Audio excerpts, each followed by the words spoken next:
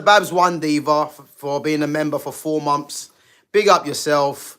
Listen, Man U did it again, Gav. Carrick is the man. Listen, I ain't gonna get carried away and start saying Carrick is the man too quick. But listen, the way he's going on right now, 4 wins out of 4. You know, we had to suffer under Ruben suffering. Listen, 4 out of 4. You know, you can't really be you can't be too angry with that, man. Big up to my guy Fitz each and every time. Big up, my guy. Says good afternoon, everyone. Hope you are all well. Listen, bro, I'm good, man. I'm good. Finally looks like we got our team back. Big up to Gamer as well. Big up, my guy, Reluctant Gamer. Listen, I don't want to be getting too carried away, yeah? But listen, 4 wins out of 4. Did I think we were great today? I don't. But listen, I want to say a big up to Cristian Romero. Cristian Romero, well done to yourself because you have absolutely put your team in the absolute mud. Because to be honest with you, Cristian Romero is a hothead, yeah? And the fact that Romero, you know, got himself... Sorry, guys, 1 minute. The fact that Romero got himself sent off more or less handed the game to us, really, because I did say 3-0 at the start of the game. And when Romero got sent off, I said, listen, they're not going to score anything. They haven't got the firepower. They haven't got the creativity. And it's going to be a routine win, as what the title says. So, listen, man, it's looking good, man. Looking good. What, 44 points now? Yeah, big up Gamer, man. Big up, man. Yeah, I had to get a trim today, man. It was much needed. I ain't gonna lie. But, yeah, man, big up yourself. And exactly Fitz, man. That is how you deal with 10 men. Exactly. You know what I would say, though, yeah? I was, you know, and I have to be true to myself. I have to be honest, yeah? I wasn't entirely happy with Carrick in that game, if I'm honest, because as soon as Romero got sent off, you know, because if you guys remember, we actually, you know, wasn't happy with what's his name, with Ruben Amorim, because when Everton went down to 10 men, the guy still kept 3 at the back. What I would say, yeah, is that if I was Michael Carrick going against 10 men at home, I would throw on another attacker for me. I mean, I know we got the early goal, but for me personally, I would have just put Tottenham to the sword. 3-0, try and get 3-0 in the first half, you know, or get 3-0 during early in the game, and then you can start making changes. But I would have literally thrown on another attacker. But I think it worked out in the end. You know, you look at Mbuemo getting another goal, and you know, I have to be honest, Mbuemo for me, you know, I don't really want to see him as the striker. I know United obviously are playing, you know, they're playing interchangeable with the front three. But Mbuemo gets goals, and I think as long as he's getting goals, you know, it's going to make it a problem for Carrick to drop him. Because I think at this moment in time, Carrick is probably looking at this team as his strongest team. And it just shows you with the players that we can bring on. Mazraoui, Xerxes, Sesko. I don't rate Yagate, but he's another body in there as well. So we are bringing on players off the bench that can make a difference, you know, and arguably some of these players should be starting as well. But as I said, Mbuemo's goal for me, the well-worked corner kick. Obviously, Bruno played it to Kobe Mainu. Kobe's great pass, and then Mbuemo with the smart finish. And, you know, as I said, guys, yeah, I'm someone that has a love for football, has a love for my team, you know, and you know, it's not about players for me. I think there are players that are massively overrated, but this is not about singling out players individually, you know, for criticism, you know, etc. If someone's playing well, I would always tell you they're playing well. If someone's playing bad, they're playing bad. And let's go on to Bruno Fernandes, because you guys already know I'm not a massive fan of Bruno Fernandes, yeah? And Bruno Fernandes wasn't great today. He wasn't, you know, despite what many people might tell you. Bruno wasn't great, but the finish, you have to applaud the finish. And this is what Bruno does. Bruno doesn't really do much during the game. You know, he does give the ball away a lot. But Bruno, you know, he's very heavy on numbers, you know. And again, he's produced a moment. And this is what Bruno does. You are going to get his fans getting carried away with saying Bruno's the best 10. If you guys remember Kevin, yeah, because Kevin, I don't forget, yeah. Kevin actually tried to message me the other day, trying to tell me Bruno's the best 10 in the league. And again, I think Kevin has a fascination for Bruno rather than having a fascination for the team, which is Kevin's problem. You know what I mean? So listen, Bruno Fernandes, you have to rate the finish. Whether he meant that or not, it was good improvisation. So it looked like the ball come off his shin, but I'm not going to be out here saying, Bruno was lucky, whatever, because he was in the right position when he needed to be and produced, a good finish. So again, everything's looking good. Morgan Rogers scoring again. Villa 1-0 up, guys. And as Fitz says, Kev is Bruno FC fan, not a United fan. Exactly, Fitz. This is the same guy that messaged me on the private, that messaged me in one of my comments the other day. I haven't heard from Kevin for time, thank God, But the first thing he says to me is Bruno Fernandes is the best 10 in the league. And again, he's more in love with Bruno than actually rating Manchester United what they're doing, which, you're never really gonna have me conversating with someone like that because you're never gonna get anywhere. But it is what it is. Big up to Jude Fenwick as well, says Sancho's assist as well. Well, who would have known? Who would have known, man? I mean, I'm not one of those fans that's just gonna, criticize or call that Jadon Sancho, because Jadon Sancho for me is a top player, man, and he always will be. If you find the right system for him, and as you can see, Unai Emery's playing him in more of the games as well. So yeah, man, it's good to see. Definitely good to see. But as I said, man, it feels good right now, man, to be a Man United fan, because can we honestly say from before, I'm expecting every game we go into now to just win. 4 out of 4. And as I said 3-0 at the start of the game. 1-2-0. Probably should have had a third from Sesko at the end. But listen, you can't really be too dissatisfied, man, because everything's looking good at the moment. I think our next game's against West Ham at home. I think we're at home against West Ham. I could be wrong. Big up to Stretford End Podcast. Big up, my guy. Big up. Says, I got my game tomorrow. I'm starting, thank God. Let's get this effing win. Bro, listen. Go in there, positive. Obviously United winning and go from there. But as I said, guys, it's been a long time, man, since we can actually be satisfied with, just picking up wins. And I watched that game. As I said, I think Tottenham, they were dealt a massive blow, man. I mean, Cristian Romero, for me, if you're a fan, if you're a player on his team, if you're the management, I'll be honest with you, yeah, I think they have to fine him or do something, because it's kind of weird how, well, I say it's weird, maybe it was intentional, who knows, yeah?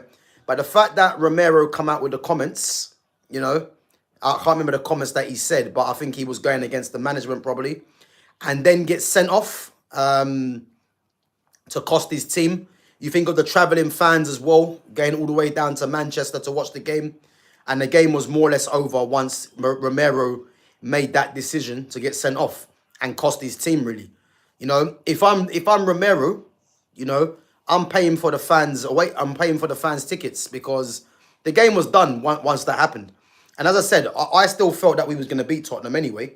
But Romero just compounded it by getting sent off. And, if you've got your captain getting sent off like that, like, it's poor, man. It's a poor reflection, because, yeah, the tackle that he made on Casemiro was dangerous, yeah? But he didn't even need to make that tackle, because Casemiro got there first. And the worst what would have happened is that the ball probably would have rebounded off Casemiro and gone out of play. But the fact that he decided to You know, he decided to put a tackle in there for no reason. You know, maybe it's the Argentina-Brazil hatred. I don't know. But to be honest with you, man, it was poor what he did there. And as I said, I think he really should be refunding the away fans the tickets, man, and just getting them their money back, because he's cost his team there massively, man. He's cost his team massively. I've seen rumours that Romero is leaving at the end of the season due to his relationship with the board. Possibly. I mean, I know there was talk about him going to Atletico Madrid. I'm not sure if, I'm not sure if he's, if that's going to be a possibility. But you can understand, obviously, their team's in turmoil. They've got loads of injuries. You know, they're struggling at the bottom of the league, near the bottom of the league. I mean, they're still in the Champions League, but if we're honest, they're not winning Champions League.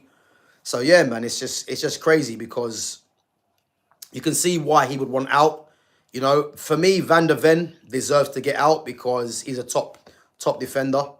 But I think Romero, for me, deserved to get sent off, man. It was a stupid challenge and he cost his team. So yeah, this is what happens, really, you know. I thought Cass broke his ankle, for real. I was fuming. Yeah, I thought something serious happened. And if you watch the slow motion replay, you know, it's easy to think that he would have done some serious damage to his ankle. But thank God he was all right. And obviously he came off towards the second half anyway. I think he came off with the last, 10 minutes, I believe. So yeah, man, it was thank God it wasn't nothing too serious. But yeah, man, it's a dumb decision from Romero to cost his team. But guys, what did you think of the game anyway? Did you think there was any standout performances? I don't think there was no one that stood out for me, really. I thought there was solid performances. I thought the defense, again, when you're playing up against 10 men, you know, as a defense, you shouldn't really be having a bad game, you know, because you should be nice and compact, just clearing everything. And especially with them being 1-0 up as well, you know, I think all the defense have to do is concentrate and remain focused, really. And I think the back four, I thought Luke Shaw was decent. But again, who was he up against? He was up against, who was he up against again, Luke Shaw, on that right-hand side? Wilson Odebe, you know. So, and then I think, didn't they change? I think they changed it around to someone else, when I can't remember. But Odebe, as I said, I thought he was, I thought Luke Shaw was good. Dallo, yeah, the whole defense really didn't have much to do in it. And I think that's testament to the shape, to how we're defending. And I think it's testament to how those players have bought into what Carrick's doing, man. And obviously, Steve Holland as well. So, yeah, man, happy with that performance for the defense. Again, Lamens, you know, not really for Lamens to do, if I'm honest. Lamens has been one of the signings of the season, definitely. And yeah, I think in terms of the midfield, Kobe was good. I agree, Fitz. Kobe was good. It was very good today, you know. But with Kobe, you know, there was a couple of misplaced passes. But what I like about Kobe Minu, yeah, is for someone of his age, the guy just oozes class. You know, his composure on the ball. You know, the fact that more times than not, he makes the right pass. And it's his calmness in possession. The way he can just slow down play when the game's getting a bit frantic and just keep the ball moving, you know. And that's what I like about him. Big up to Babs One Diva with the super chat. Big up yourself, Babs One Diva. So Gav, who do you think played well and who do you think was man of the match? Again, it's difficult to say who was man of the match, because when I pick man of the match, you know, I like to pick man of the match based on who was the absolute standout player. And for me, I don't think there was anyone that stood out for me. You know, I see TNT Sport give it to Bruno Fernandes.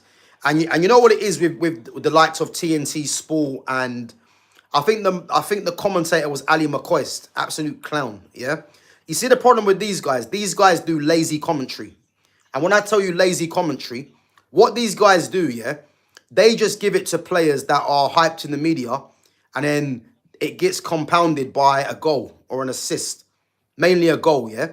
And the fact that Bruno got given man the match because he got a goal is lazy commentary. And this is why more times than not, I watch a lot of these games on mute, or I just turn the volume down and watch the game. Because these commentators and the TNT Sports and that, these guys ain't got a clue about football, honestly, man. It's embarrassing. Like they just give it to players that are favoured in the media. You know, it's lazy commentary. Because I guarantee you this now, yeah. If Bruno never scored, he doesn't get man the match. You know, and it's what I'm trying to tell you, man. This is why it's good having platforms like this where you can talk on the game with people that are like-minded, rather than listen to the bollocks that these guys put on a weekly basis. Because there was no way Bruno was man the match. Listen, great finish. You know, you have to rate the finish, whether it was intentional or not. But to give him man the match is lazy commentary, man, because these guys don't watch the game properly. You know, it's just giving it to the players that are rated in the media, unfortunately. So it's hard for me to tell you man the match because it wasn't one of them games. It was one of them games where the game was dead because of the sending off, and United were always in control of the game. But if I tell you players that I thought played well, as I said, I thought the defence, it's kind of hard to judge them because they're playing up against 10 men, really. I thought Kobe was good in terms of his composure on the ball. Casemiro again, you know, but Casemiro's been good for 4 games running. I thought Bruno had a decent game. I won't go overboard and say Bruno Fernandes was the best player on the pitch, because he wasn't. You know, as I said, the amount of times he gave the ball away, there was some good bits of play by Bruno as well, but he was giving the ball away. You know, misplacing passes. But listen, his finish, you have to respect the finish, because it was a good finish, whether it was intentional or not. You know, I didn't think Mbeumo was great today. I thought Ahmad was good, but Ahmad's consistent. You know, Ahmad just offers that certain amount of quality. Who else was there? Cunha. I think Cunha showed glimpses of quality, but I don't think Cunha was, again, a man the match contender. I definitely don't think he was that.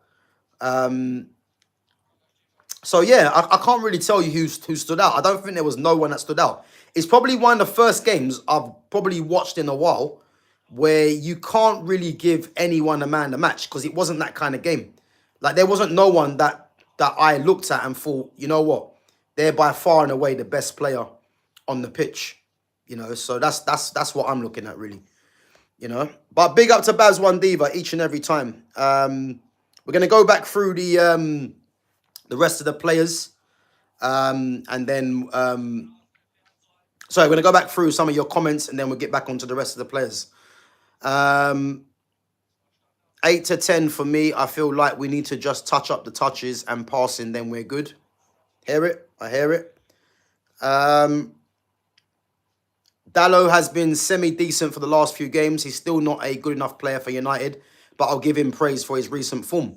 But again, that's what it's all about. You know, I think even players that I don't rate, you know, if I was to start coming on there and start saying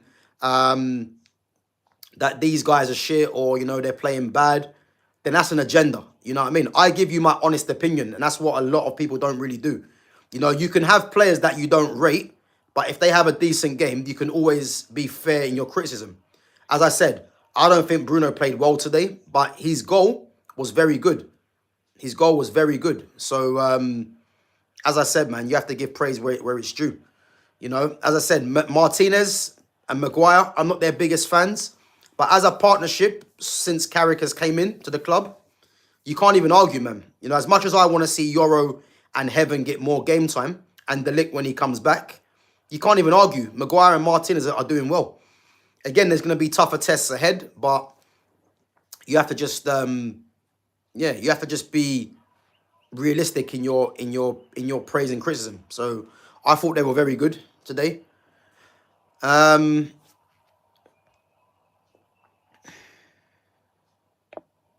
So Stretford End podcast thinks Dalot should have been man of the match. Again, I don't think... I think Dalot defensively, you know, I thought he done well against Xavi Simons. But I'll have to reiterate. I think giving a defender man of the match is... for me personally, I think it's lazy. Because they're playing up against 10 men. So you'd always expect the defence to have a comfortable game. They're playing against one striker. You know, the opposition are going to be under pressure because they can't really sustain an attack for an amount of time. Because, as I said, they're up against, you know, 10 versus 11. So I think it's unfair to give, you know, a defender because there ain't really much a defender has to do, really. So, yeah, it's difficult in that sense.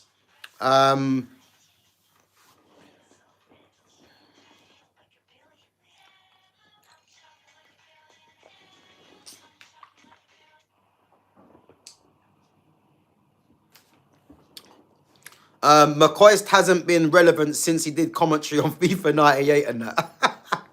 Yeah, big up Fitz, man. Listen, Ali McCoist, man, obviously ex-Rangers striker, yeah? He was a bagsman, to be honest with you. He was, but he was a shit footballer. Shit footballer and a shit commentator. Like, the guy's one of the worst commentators I've ever heard, yeah? And you know what he is as well, yeah? He's a professional lick ass. That's what he is. That guy just licks ass. Like, the way he licks Bruno Fernandes' ass is embarrassing. You know, and I ain't got time for people like that, man. Like, as I said, these guys, they know what they're doing when it comes to praise and criticism. You know, and as I said to you, I watched that game and he was desperate to give Bruno Fernandes man the match. And it's lazy what he's doing because he's just giving it to Bruno because he got that goal. Chelsea 3-0 against Wolves. Madness. 3-0 against Wolves, you know. So, yeah, man, it was just lazy from him. But this is why, as I said, man, having your own channel, man, having your own conversations with like-minded... Guys, am I seeing this right, yeah?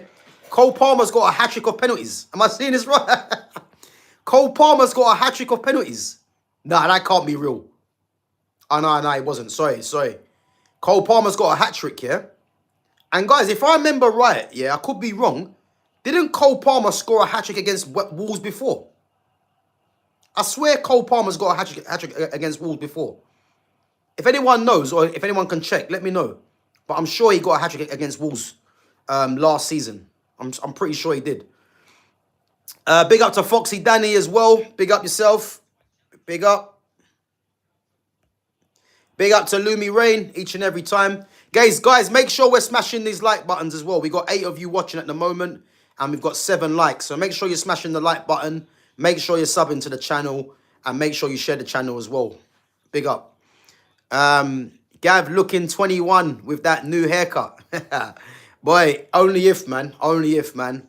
What I would give, man, to be 21 again would be mad. The amount of different decisions I'll be making will be crazy. But listen, man, you have to look after yourself as you get older, you know, because it only gets harder. So, yeah, man, big up to yourself, Verbic, man. Big up. He did get the penalty shout correct, to be fair, though. Maguire did get fouled. What was that one? Maguire did get fouled. When was that? Oh, from the corner, yeah? Yeah, I see that, yeah. To be fair, that was a foul. That was a foul, but we've seen so many times throughout the years that, you know, a lot of players don't get given the rub of the green, really, when it comes to things like that, you know? So, yeah, I was expecting that to not be given, really, if I'm honest. But, yeah, big up Verbic, man, big up. Gav, whatever you're drinking looks nice. Yeah, it's milk. It's only milk. Hat-trick, but 2 pens before half-time. Yeah, listen, man. Cole Palmer's a bad boy, man. I ain't gonna lie. He's a bad boy. Absolute bad boy. And that's it, boy. Hat-trick in the first half is crazy. And that's the thing. I think at this moment, this is what makes the Liverpool and City game interesting tomorrow, because United have won. Chelsea looking like they're going to win. 3-0 up. And then City and Liverpool tomorrow. And I'm telling you now, it's going to be a massive game, man, because both teams really need to win. City need to win to keep the pressure on Arsenal. Villa are winning. Obviously, Arsenal drawing 0-0 at the moment. And then Liverpool need to win to get back in the top four, as United and Chelsea are both winning as well. So yeah, it's going to be crazy, man. Palmer only scored hat-tricks against Brighton, Everton and United. Okay, big up, Fitz, man. Big up. I'm pretty sure he scored. What was the game where I swear they battered Wolves one game.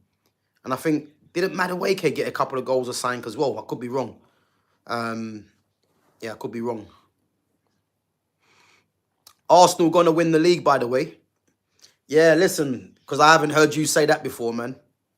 I remember you saying, Verbic, as well, man, that you were going to beat us as well at the Emirates. And look what happened there. So, oh, you're joking.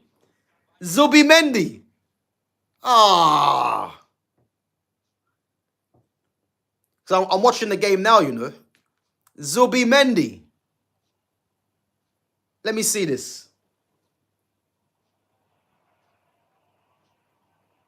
Zubimendi. No wonder Verbic was talking. I just see it pop up on Sky Sports now. 42nd minute. Zubimendi. Mad.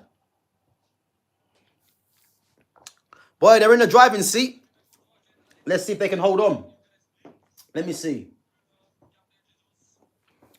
Zubimendi, you know.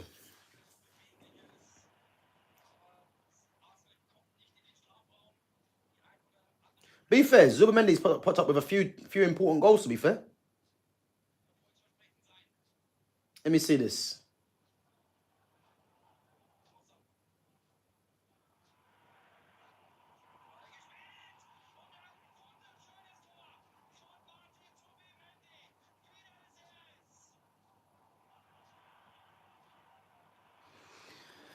Ah, Zubimendi, boy. Zubimendi. Arsenal playing Sunderland. I think Sunderland might get a draw, though. I think it might end the draw. I can see Brian Robbie causing problems, man. But listen, they're 1-0 up, man. They are 1-0 up. Zubi. Zubimendi. Madness.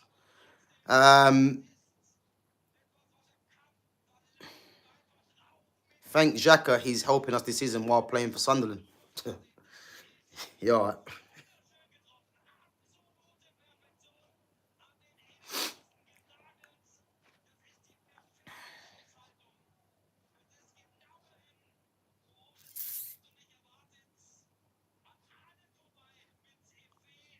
Yeah, let's turn this Sky Sports off, man, because it's it's just ruining it for me, man. Can't be doing that. Sky Sports off. But yeah, let's get back onto the players anyway. Speaking of Mendy, what happened to Mendy? What, Benjamin Mendy? Benjamin Mendy, I believe he's playing back in France, if I remember. I think he might be back in France.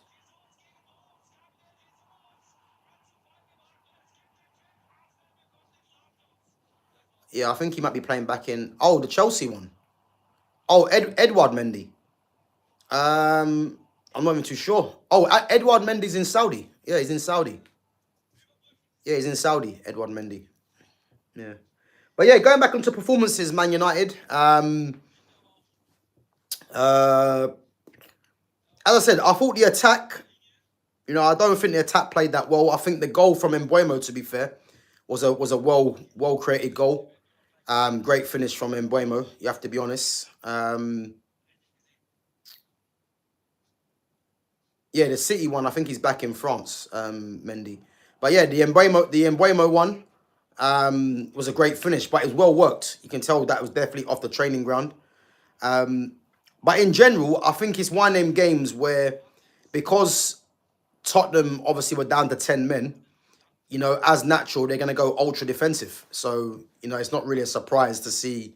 yeah, it's not really a surprise to see why the attack didn't really thrive as much, because I don't think the attack were that good today. You know, I think they had bits of play, you know, where there's bits of quality, but I think on the whole, I don't think they had a game like they've had against the Man City's, Arsenal's, and possibly Fulham game.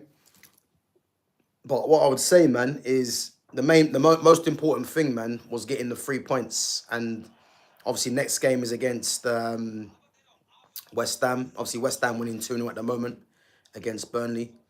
So yeah, man, it's everything's looking good, man. 4 wins out of 4, and again, it puts this myth about this Ruben Amorim guy to bed, man. It puts that myth to bed, man, because as I said, the amount of fans that were just trying to protect Ruben Amorim, you know, I think it's well and truly now put to bed, man. And yeah, Carrick's done it within what, less than a month. Let's be honest. So yeah, man, it's looking good.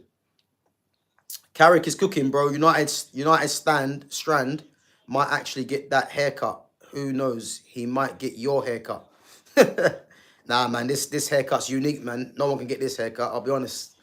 But yeah, listen, that guy said you know, he's not gonna cut his hair until United win 5 games in a row.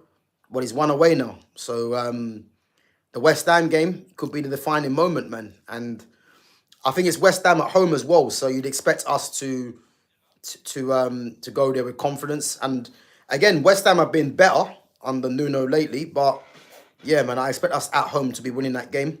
And I'm looking at our firepower, yeah, and our firepower, man, is, as I said, you look at our firepower collectively. Who's got a better firepower in the league collectively? You're probably only saying Man City, probably. You know, Haaland, Semenyo, Doku, Cherki, Savinho, Foden, Marmoush. Collectively, you'd say them. But other than that, man, I'll take our front players over, you know, any other team in the league, really, collectively. I mean, Chelsea's attack, I only really rate Cole Palmer and João Pedro, really. Arsenal's attack, I don't rate any of them, if I'm honest. That's the truth.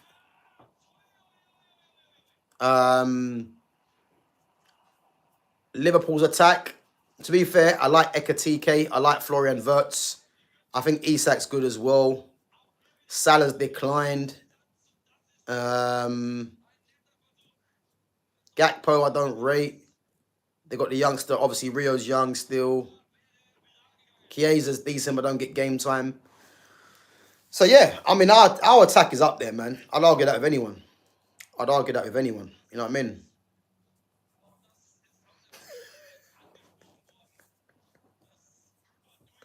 Verbic, that sausage isn't a real fan, bro. Man profited off our struggle, dickhead you. Big up Fitz, man. Listen, I don't even know who that guy... I mean, all I've heard is that this guy doesn't want to cut his hair until United win 5 in a row. I don't even know what he looks like, but obviously that's something that's been going around for a little while. But yeah, man, there is weird kids out there, man. This day and age, we're in a very strange era, man, of fans, you know. And the fact that it's true, Fitz. I agree, man. The fact that this guy is getting highlighted for not cutting his hair until United win 5 games. Why is that looked at as big news? That's what I like to know. You know what I mean? Like, we live in a very strange era, man, of human beings, man. Very strange era. I don't even know why that's even been highlighted. You know what I mean? It's crazy, man. But unfortunately, man, this is what it is, isn't it?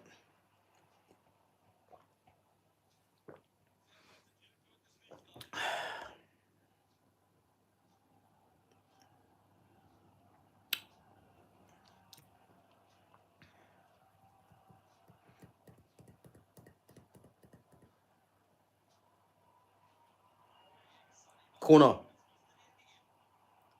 I can see Sunderland getting a draw, you know. I can see them getting a draw. He's making money, innit? But that's the problem. He's making money because he's not cutting his hair. Like, it's nonsense. Like the thing with human beings today, yeah, you don't even need to be talented, yeah, to make money. Like, it's crazy.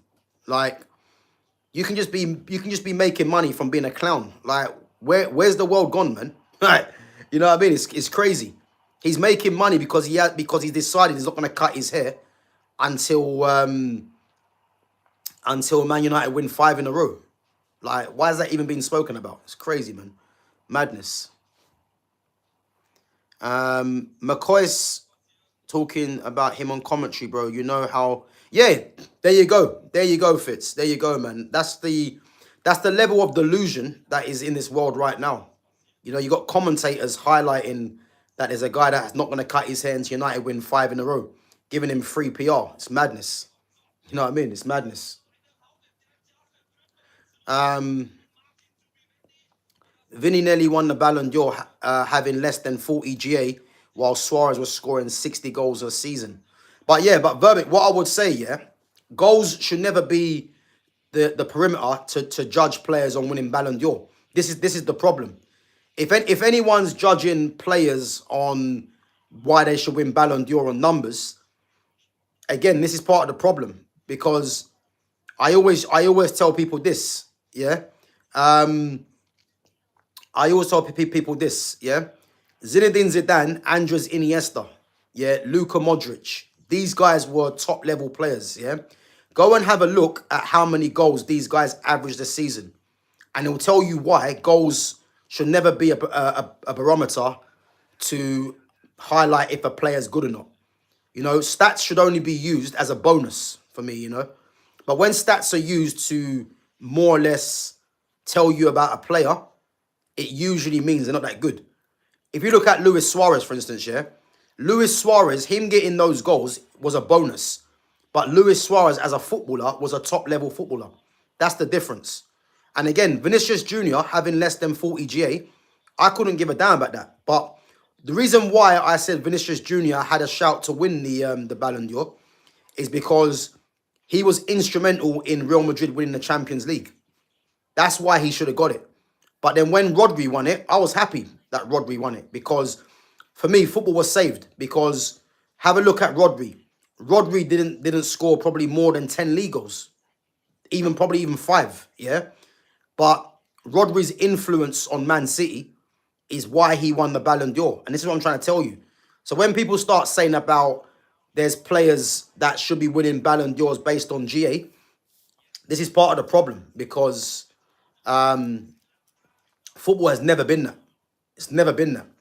It's only in this era of football right now where people talk about GA, you know, but people don't even understand, you know, that Joshua Zirkzee, prime example, yeah? People don't rate Joshua Zirkzee because apparently he doesn't score goals. But if you actually understood the kind of player that Zirkzee was, and understood, you know, you have different kind of players in the front line, you know, whether you've got, and I always say this, yeah? If you look at the wide players in today's football, yeah, you get wide players that score goals. They're called wide forwards. You get wingers that are they're tasked with creating. Then you get number 10s playing out wide. You know, the number 10s obviously normally a central position, but these guys play out wide to create. So again, if you've got Joshua Zirkzee, who's a number 9 striker, but really isn't going to get you 30 goals a season, but he will play his part in facilitating the attack, so you get goals from out wide. That is how football works. You know, that's how football works. So this whole GA talk, you know, I leave it to the FIFA heads, because, as I said, when I saw FIFA had Ousmane Dembele down as being left-footed, like, it's not to be taken seriously, because Ousmane Dembele is not left-footed. That's what I will tell you. So, yeah, man, this GA talk just needs to die, man. It's boring now.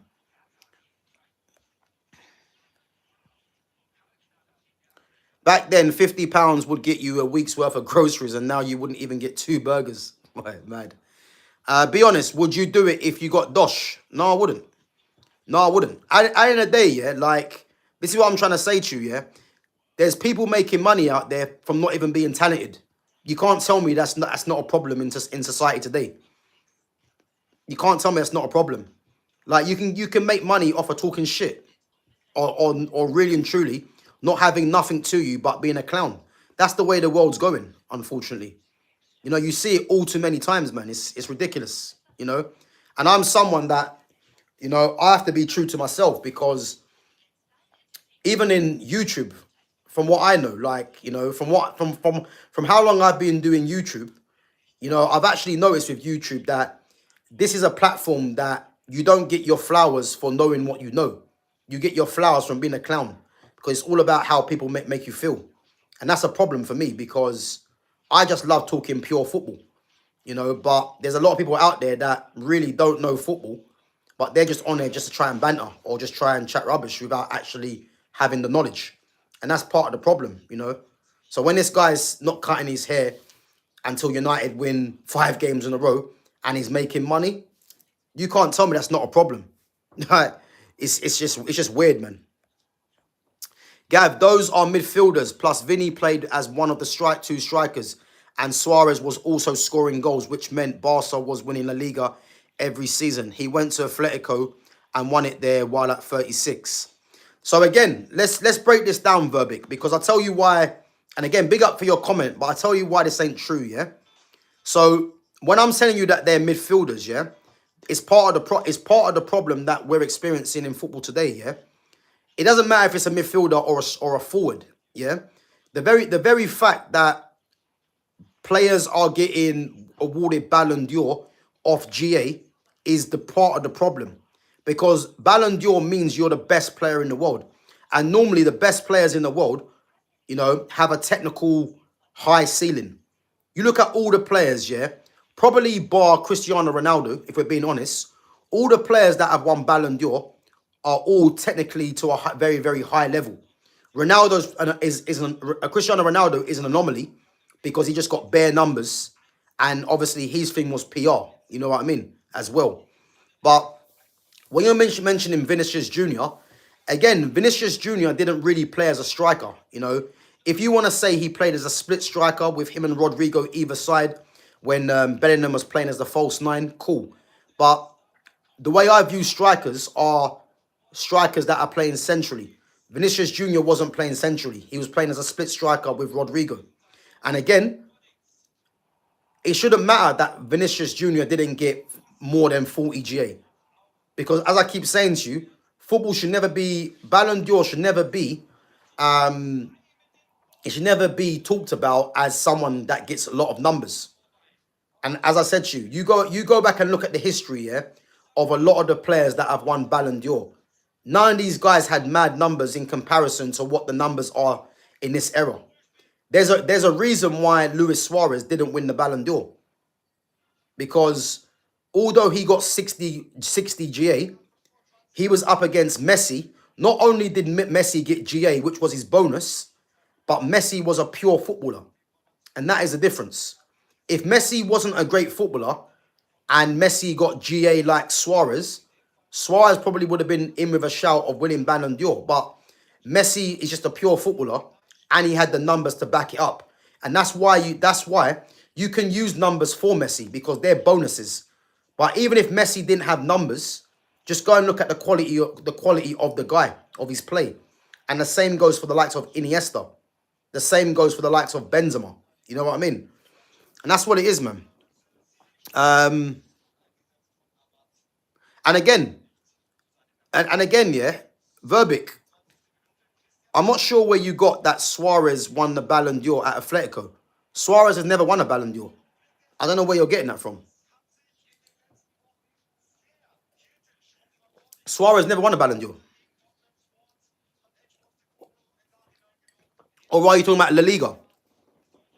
Because Suarez won a La Liga, I think, for Atletico Madrid. But just winning La Liga doesn't mean you're going to win Ballon d'Or, man. So I'm not saying Suarez deserved the Ballon d'Or for those goals. I'm saying he was so good, yet he didn't even get a single one, not to mention his tight nipple diabolical.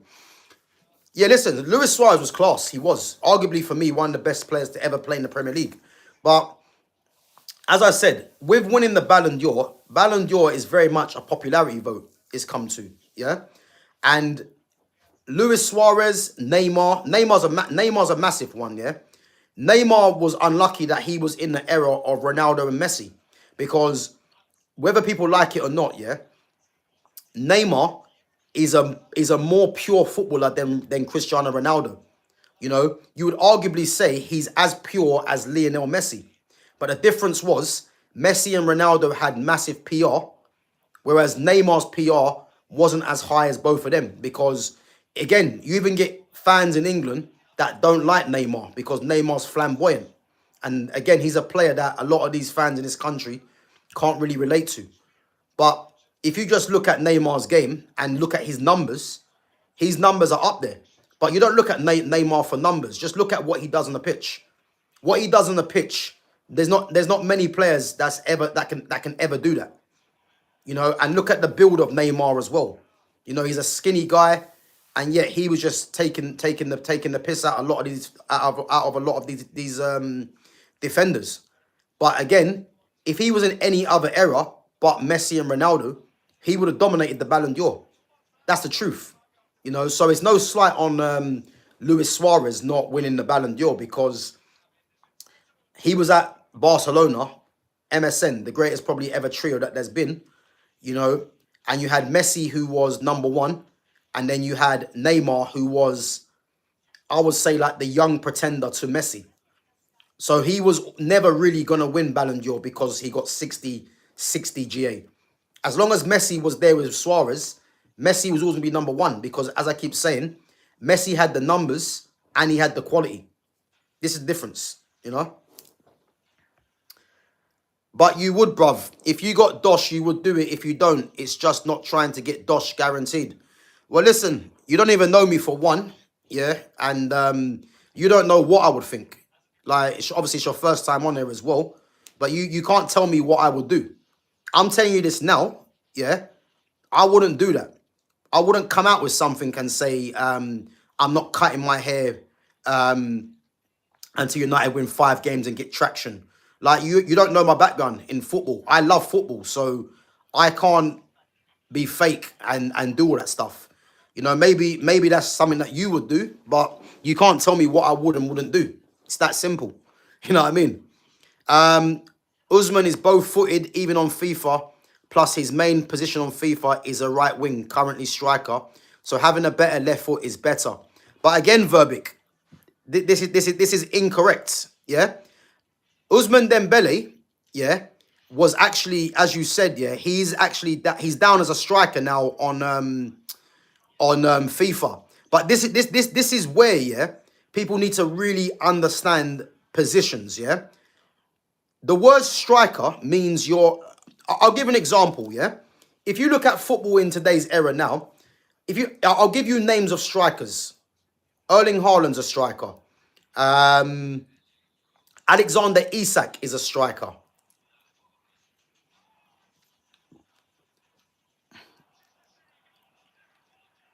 And there's a reason I'm saying this as well. Romelu Lukaku is a striker. Dusan Vlahovic is a striker. Harry Kane's a striker, but he will fall in the bracket of a bit of a hybrid, you know. But he's a striker. Lewandowski's a striker, yeah? There's a reason I say these guys are strikers because these guys are number 9 strikers that are tasked with getting goals. The fact that FIFA have Usman Dembele as a striker is incorrect.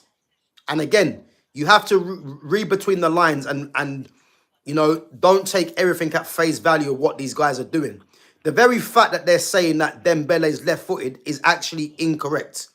Usman Dembele himself will tell you he's not left-footed. Yeah? Usman Dembele will also tell you he's not a striker. Yeah? Luis Enrique will also tell you that Dembele is not a striker. What Dembele is, he's playing in the position of a striker, yeah, but he's a false 9 because he's an actual winger. But the way that PSG play with the interchanging forwards, yeah, it means that he plays through the middle. But just because you play through the middle doesn't mean that you're a natural born striker. You're not a goal getter. It's the setup of the team. That's the point. This is the things that people don't understand. So the fact they have him as a striker is that people now will think Dembele is a striker. And that is the problem with the likes of FIFA. Because Dembele is not a striker. He's a false 9. Yeah? This is the problem. And he's not left-footed either. He's very both-footed. He's ambidextrous. But his dominant foot is right foot. I promise you. You know, I've watched Dembele from when Dembele come through the ranks at Rennes.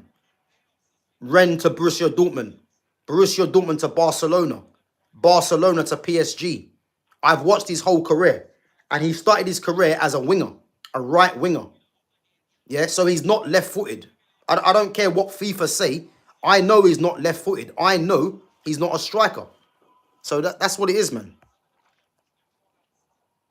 Who was your man of the match? Big up to Lumi Rain.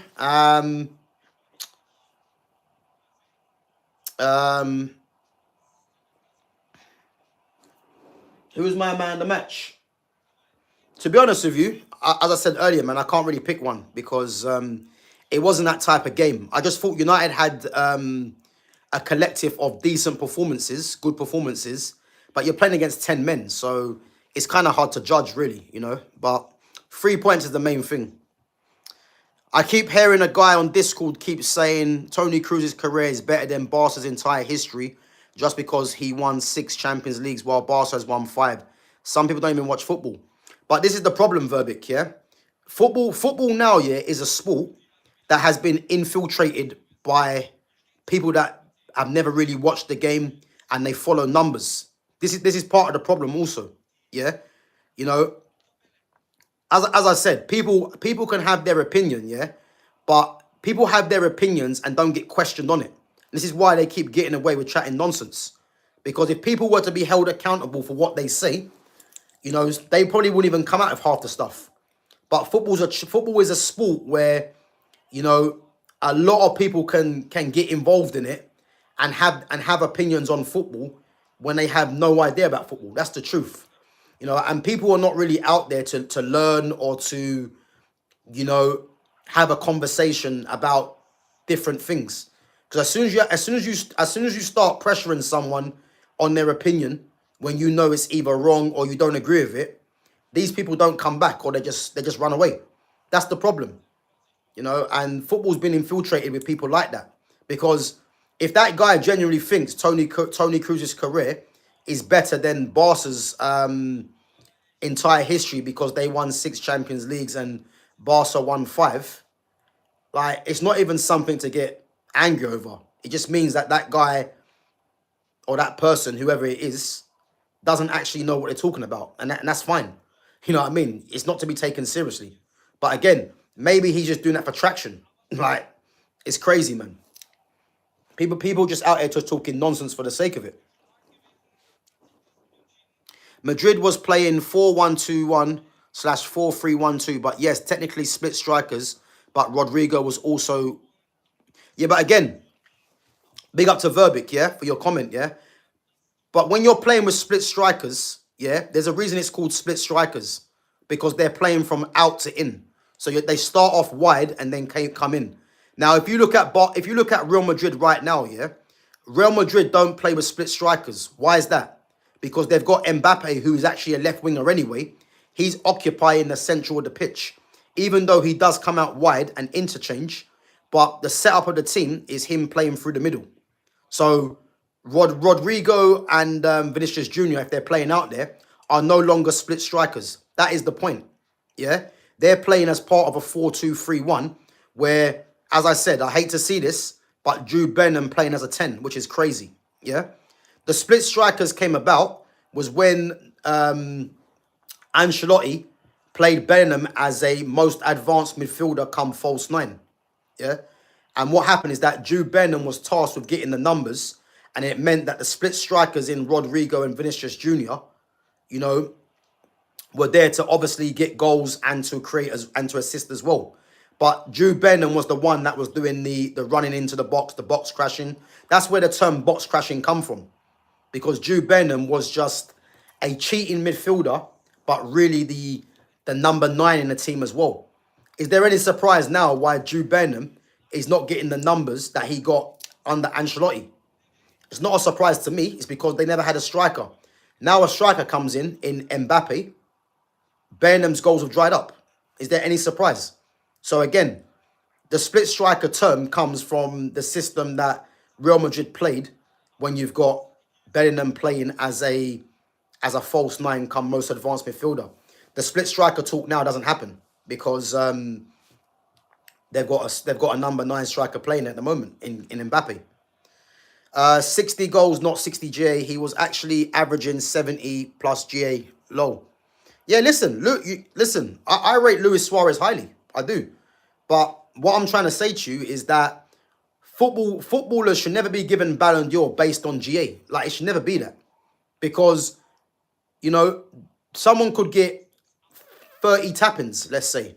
Are you going to give Balon d'Or to someone that gets 30 tap-ins? You're not going to, are you? So, GA should be used as a bonus when you're looking at the player first and foremost. That's what it should come down to. You know? It shouldn't just be, oh, we're giving it to the player because he got the most GA. As I keep reiterating, football's never been about that. Never.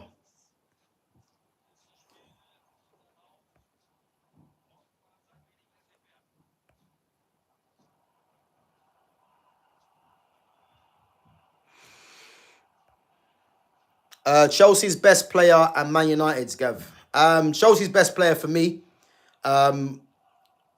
I would say there's three. It's hard to pick their best player because for me they've got 3 crucial players in their team, in all different parts of the pitch, in defense, midfield, and attack. Their 3 best players, Chelsea, for me, are Reece James, Moises Caicedo, and Cole Palmer. They're the 3 most crucial players for me. Man United's best players for me are Matthias de Ligt, Amad Diallo, Casemiro.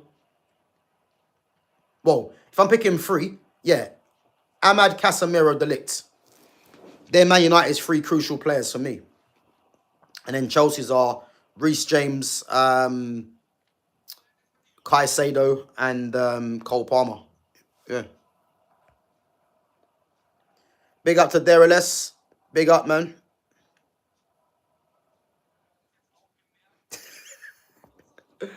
Boy, hope you never get sick, Gav. Hope you live at least after 110. Boy, well, I'll tell you right now, that's not going to happen, you know.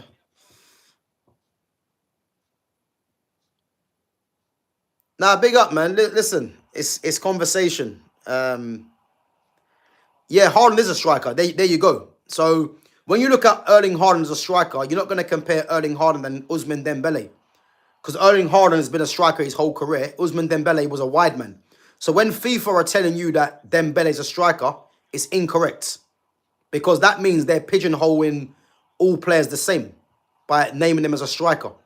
That's the difference. That is the difference. He's not a striker. You know, he's like a false 9. But again, the way PSG set up under Luis Enrique is interchangeable.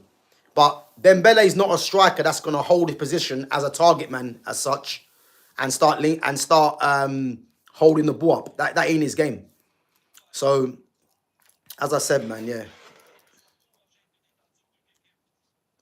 I saw FC post a Premier League best 11 with Giggs on the right and Ronaldo on the left. They can't be trusted. And you know why that's foolish, Fitz, yeah? Big up to Fitz, yeah? You know why that's foolish, yeah? Is because, you're going to know this anyway, Fitz, yeah? I'll tell you why that's foolish.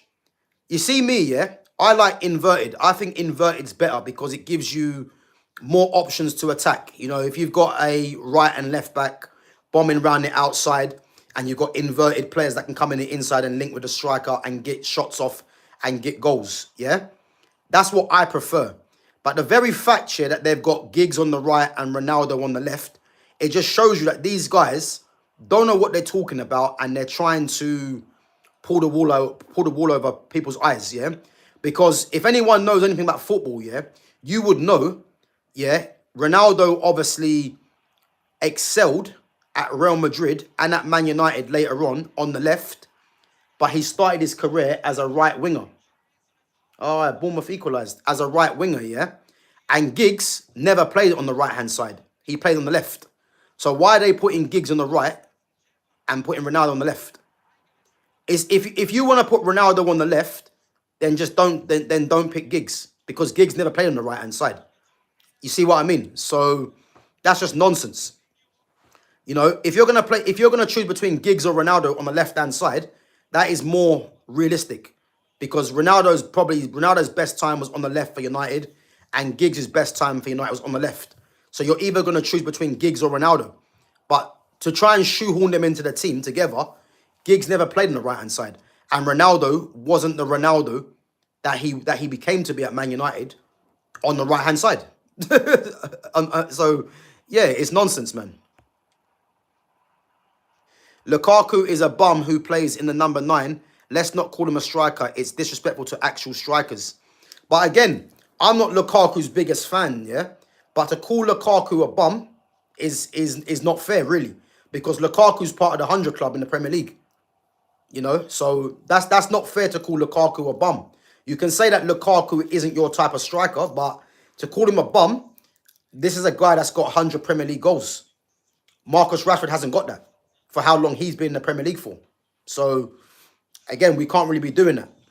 We've had to suffer with Rasmus Højlund at Manchester United.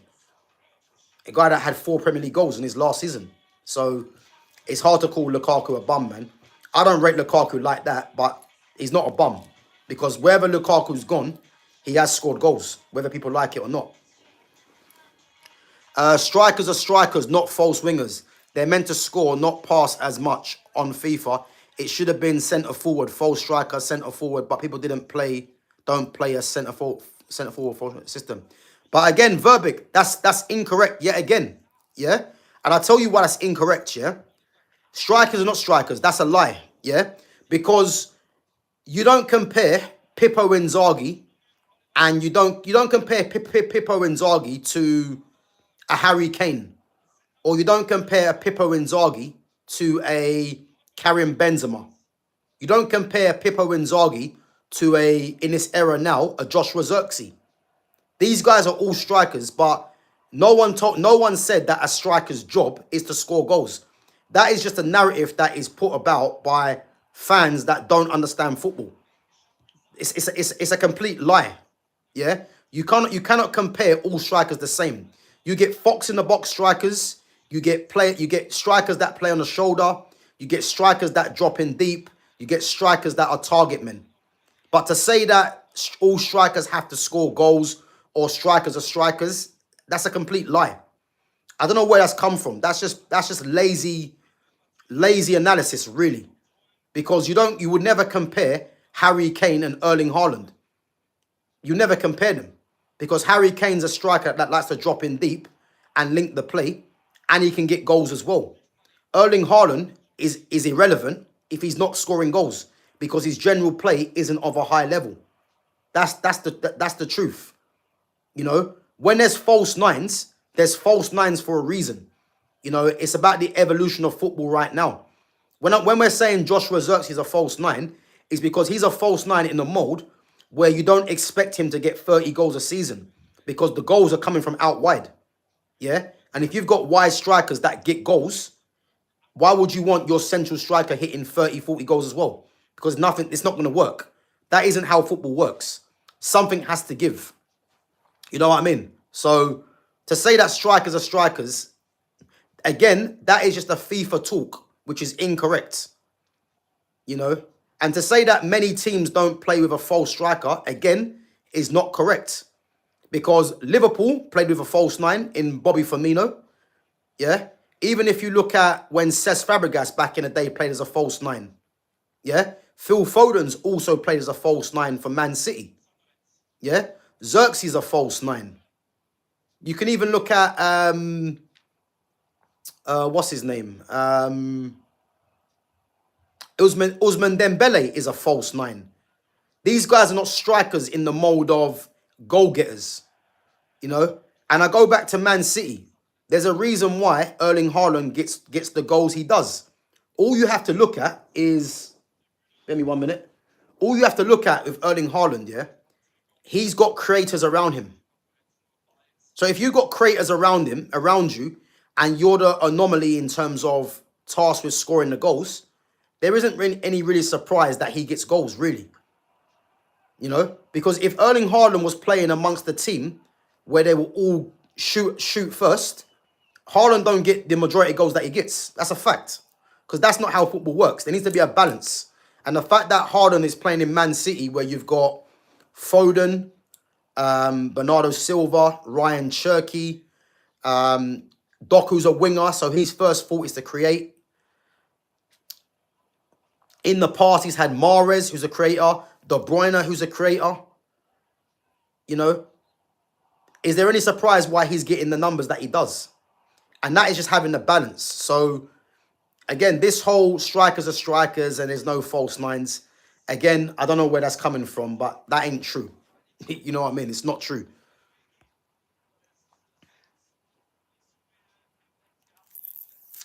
So Verbic says technically right mid when he started. But again, Dembele, you can see by the kind of profile that Dembele is, yeah? He's not a right midfielder, you know? He's a right winger.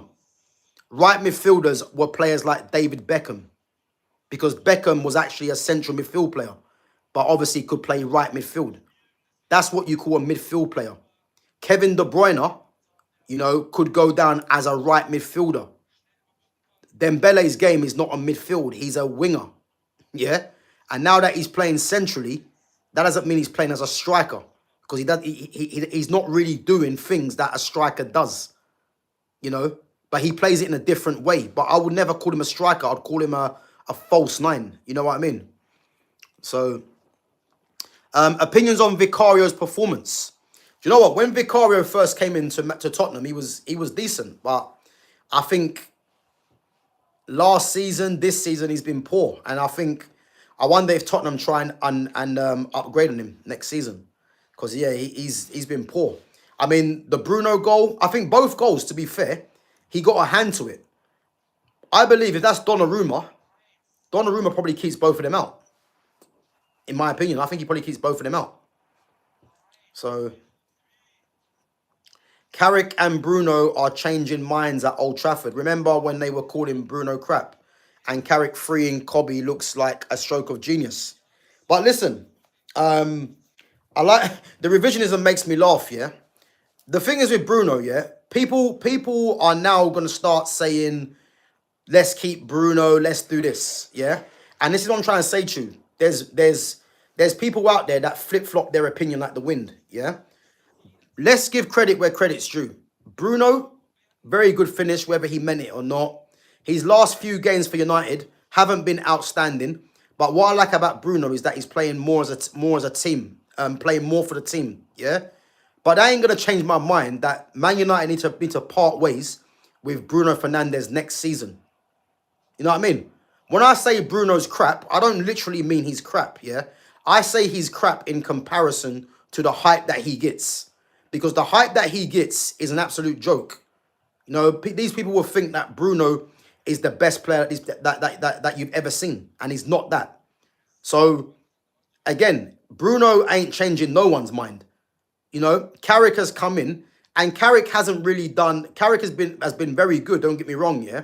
But in terms of the team selection and the shape of the team, he's just done what any Tom, Dick, or Harry fan would do. You know what I mean? And he's doing a very good job with his backroom team. But to start saying that Bruno's changing minds, Bruno ain't changing no one's mind. He still needs to go at the end of the season, whether people like it or not. And the reality is, I couldn't give a damn how you feel about it. If you're a Bruno fan, that's up to you, man. But you're not going to change my mind, man. I'm just going to tell you what it is. It's that simple, you know? Yeah, exactly, Fitz, man. Rage baiters out there.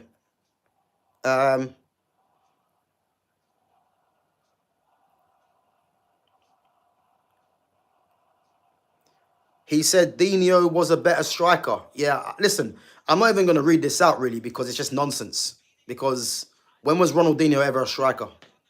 You know what I mean? Let's just, yeah, I ain't going to read that out.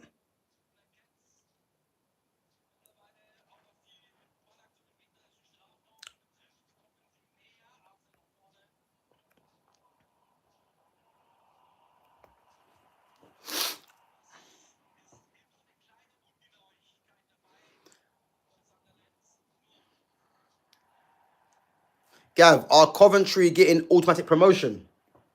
I think at the moment you have to say that. I mean, how are Coventry getting on at the moment? Are they actually winning? Wolves 3, Chelsea 3, yeah? All right. Wolves 3, Chelsea 3. Yeah, imagine that. Imagine that. Are Coventry getting automatic promotion? I think you have to say at the moment they're looking. I mean, I'm not even sure what the league table's saying, but I think they look at the moment like they're going like they're going to.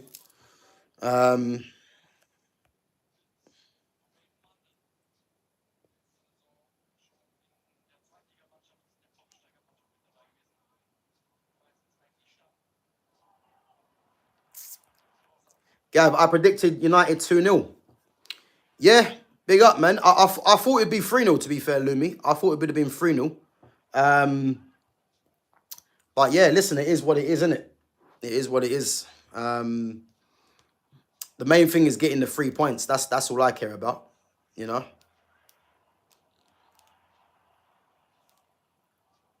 Ah, it's 3-1, yeah? Let me see what the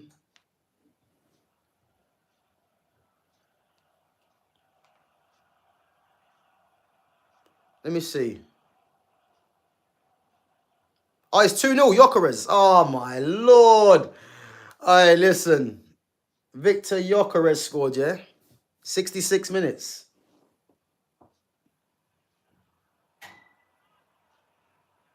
Alright, 9 points. Listen.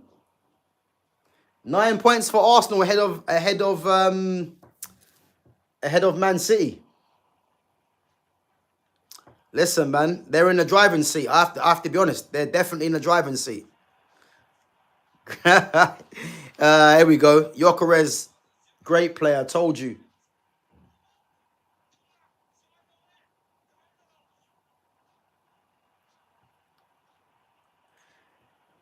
But Lumi, what I would say, yeah, where's Gyökeres against the better teams in the league? Is it safe to say that he's a bit of a flat track bully? But yeah, listen, you guys are in the driving seat, man. 9 points. This is why I said the other day, yeah, this is Arsenal's title to lose, you know? And now tomorrow's game is going to be interesting because I would go as far and say, yeah, City have to win this game against Liverpool. They have to win to get it back down to 6 points. They have to win. Villa are drawing at the moment as well. So at the moment, Arsenal are in pole position. So for me, City will have to beat Liverpool tomorrow. Have to get it back to 6 points.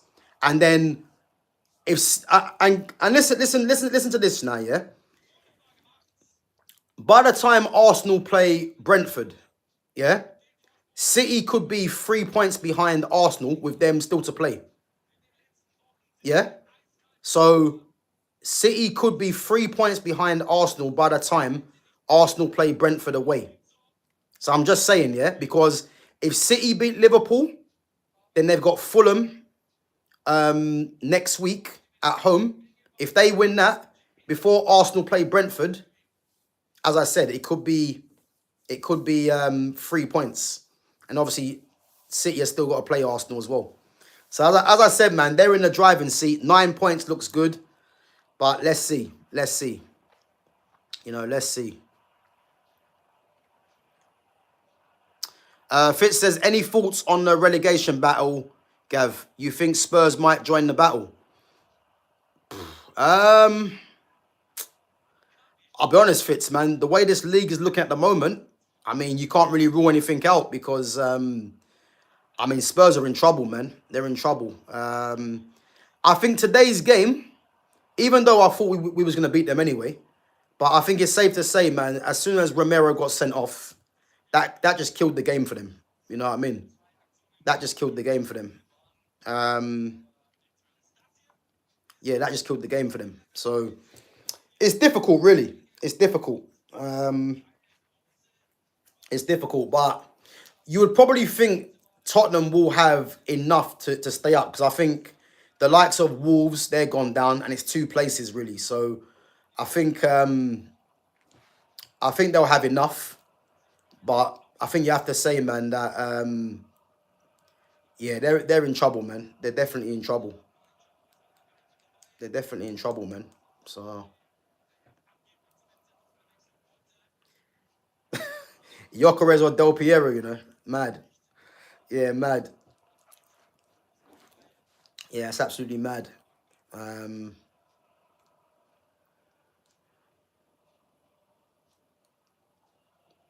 yeah, that's mad. That is mad.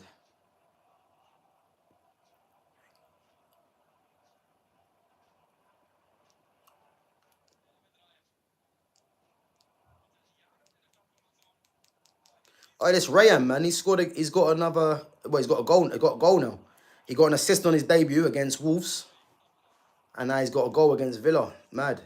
Oh, yeah, Villa, man, they're Villa are in trouble, boy. They need to win this game. They need to try and find a goal from somewhere.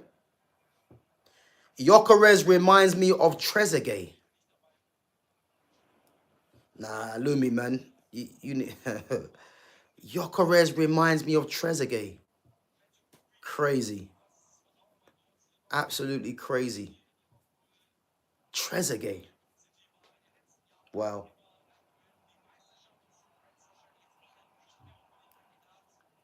David Trezeguet and Jokeres. Yeah, listen, man. Yeah, she's in trouble, isn't she?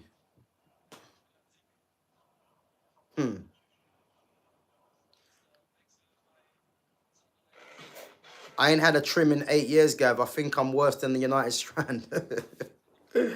Boy. Well, you got like a little ponytail on that, yeah?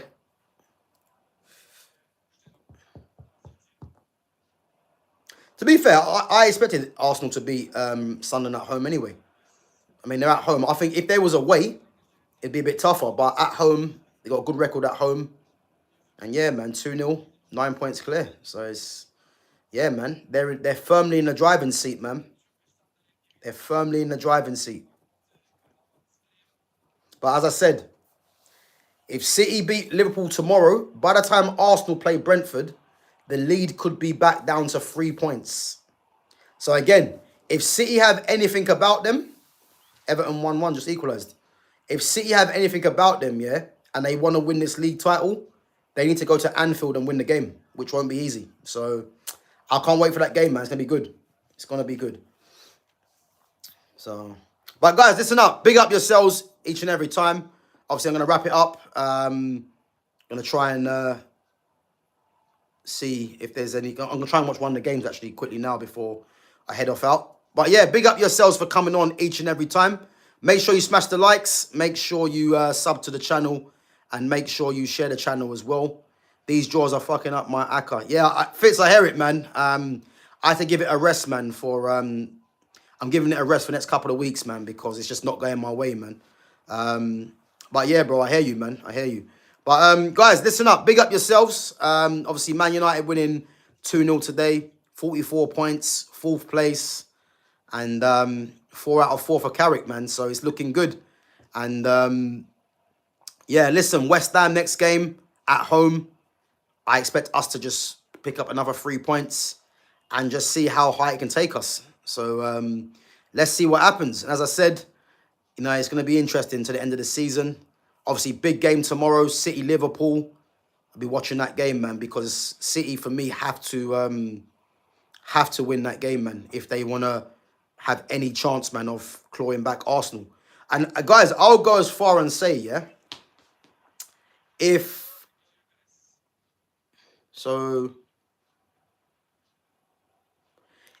City draw tomorrow, you know, I think they're hanging on by a thread with Arsenal.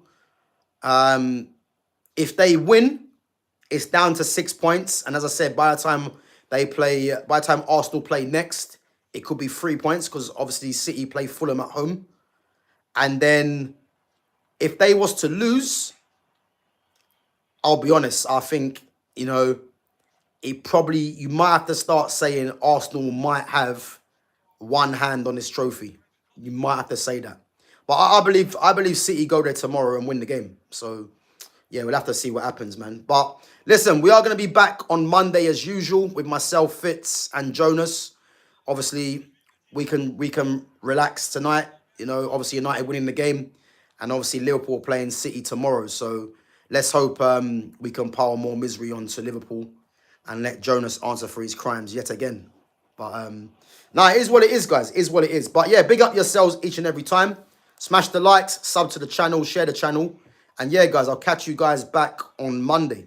Take it easy.